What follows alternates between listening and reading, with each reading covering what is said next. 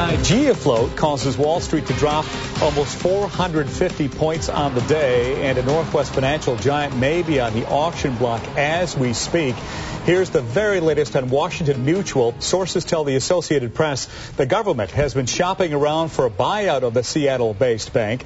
New York Times reports the bank is up for auction. Well, Wall Street Journal is reporting Wells Fargo and Citigroup have expressed interest in buying WAMU. And many WAMU customers are wondering if they are at risk of losing their money. We sent K2's Todd Tam to find out some answers. Todd? Well, WAMU officials are refusing to talk on camera about the future of their bank. However, they have released a financial update insisting their customers are safe and they have the capital on hand to get through this crisis.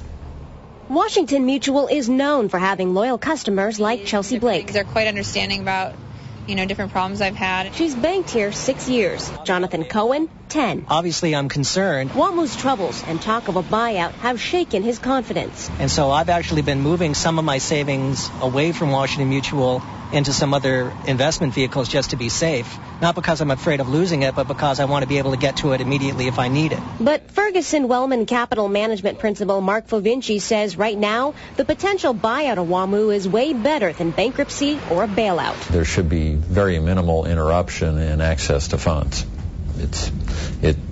A bank would probably be closed at a maximum of a day before people have had access to their funds. Fovinci says it's clear WAMU investors are losing, but anyone who uses the bank's checking, savings, CD, or loan services should not panic. If you have less than $100,000 per depositor, everything should be fine. The FDIC will make good on that insurance. Anything over $100,000, and he recommends customers diversify. Put the money somewhere else so that it's also FDIC insured. Many WAMU customers are disappointed they have to worry at all. I think it's a case of the chickens coming home to roost. That's in light of the fact their bank chose to back so many subprime loans they had nothing to do with. Some of these bigger banks seem, a little more oriented toward consumerism than the individual. Now, WAMU officials continue to claim they are financially sound right now. They cite the fact they signed up 25,000 new customers in their second quarter. As for investors, our finance experts said they'd recommend people hold on to their stocks. The worst thing that can happen is that everybody pulls out, and that could equal disaster. As he said, minimal interruption is the key. Thank you, Tom, very much. Unlike some of the companies that have tumbled on Wall Street, WAMU is considered a thrift institution, which means they take deposits for checking and savings accounts for personal and business use. Deposits are insured by FDIC for up to $100,000 per account and up to $250,000 for retirement accounts.